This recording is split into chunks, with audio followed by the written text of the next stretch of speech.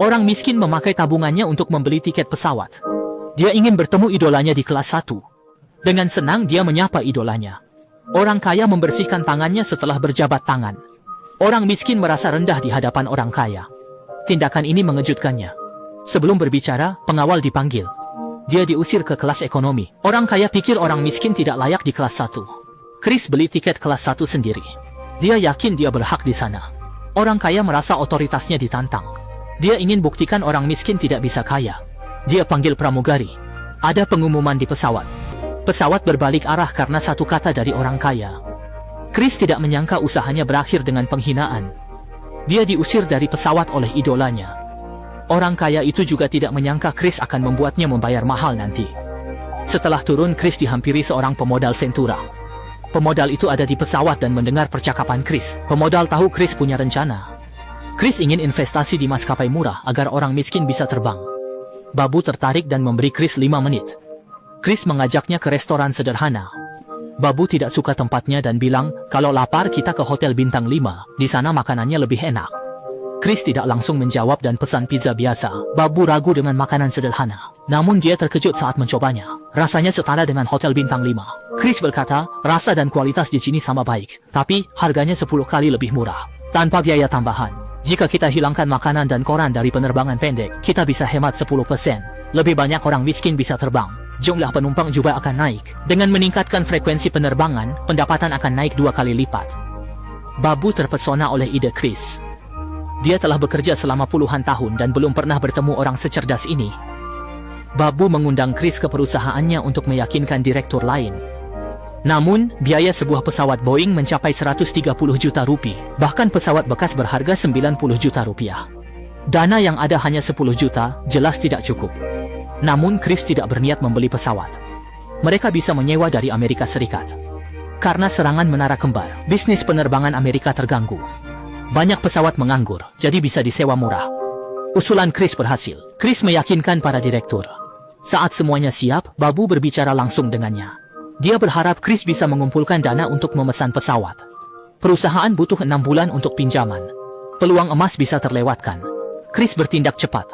Tanpa sadar, ini akan membawanya ke jalan buntu. Chris segera pulang dan menuju bandar di kota. Chris meminjam uang dengan bunga tinggi. Pria itu belum pernah melihat orang meminjam untuk pesawat. Dia melihat dirinya dalam Chris. Saat muda, dia juga punya impian besar. Dulu, tak ada yang mau meminjamkan uang padanya. Sekarang dia merasa harus membantu Chris. Syaratnya Chris harus melunasi dalam 6 bulan. Jika tidak, kakinya akan dipatahkan. Semua sudah siap. Tinggal mengajukan izin dan menunggu persetujuan. Namun pihak terkait terus mempersulit. Chris selalu menunggu di lobi. Dia bingung dan bertanya ke resepsionis. Mereka menyuruhnya sabar. Hari itu, setelah bertemu manajer, Chris bertanya. Dia disuruh pergi lagi karena alasan klien. Berkali-kali mencoba, tetap diabaikan.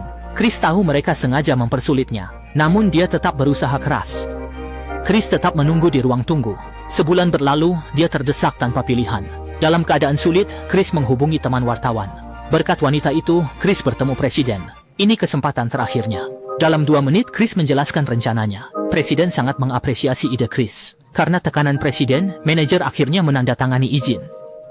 Izin diberikan. Chris belum sempat merayakan. Telepon datang. Itu menghancurkan mimpinya. Otoritas India meminta cetak biru Boeing. Itu rahasia negara.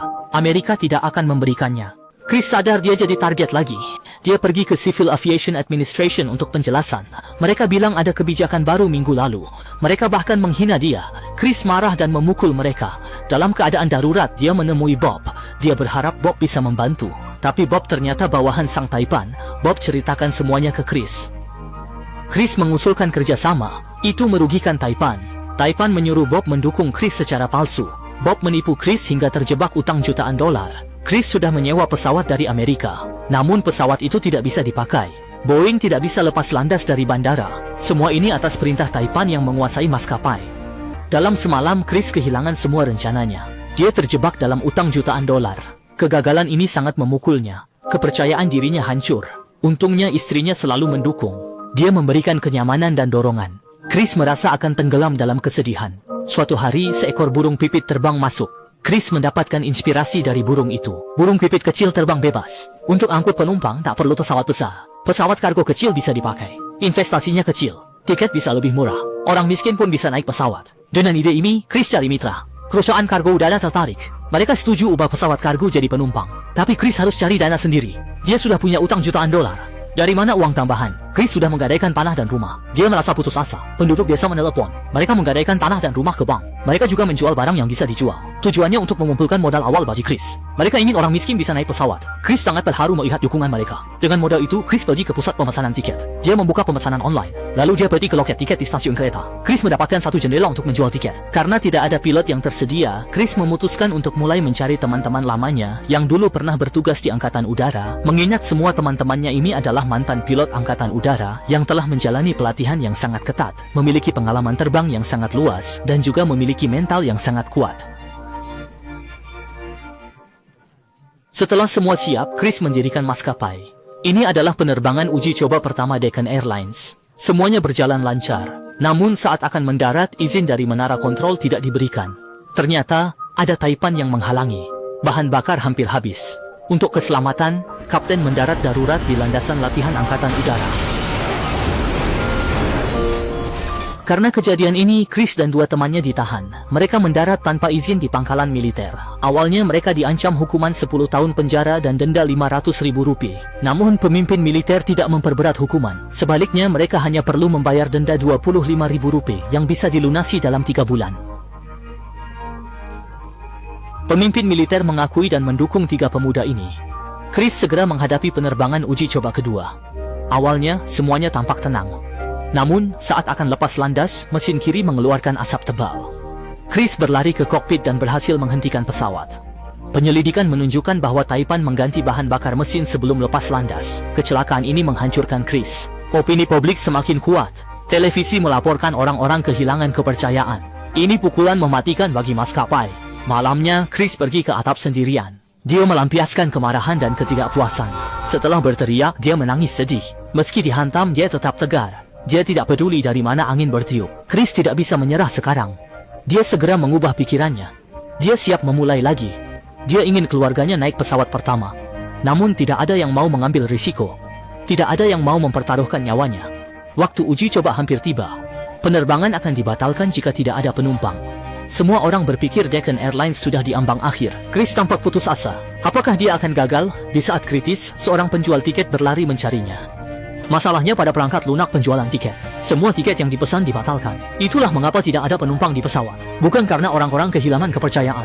Sebaliknya, ribuan tiket telah terjual habis. Penerbangan dari tempat lain penuh penumpang. Bahkan beberapa penerbangan tiketnya sulit didapat. Chris segera berlari ke tempat pesawat mendarat. Tak lama, pesawat pertama mendarat dengan selamat. Dia melihat penumpang turun. Semua orang tertawa dan tersenyum. Mereka tampak bahagia. Chris terharu dan meneteskan air mata. Mimpinya tercapai. Orang miskin bisa naik pesawat. Ini kisah nyata. Setiap orang bisa mencapai mimpinya, besar atau kecil. Tidak peduli seberapa sulit jalannya. Terus berusaha dan tidak menyerah. Suatu hari pasti sampai ke tujuan.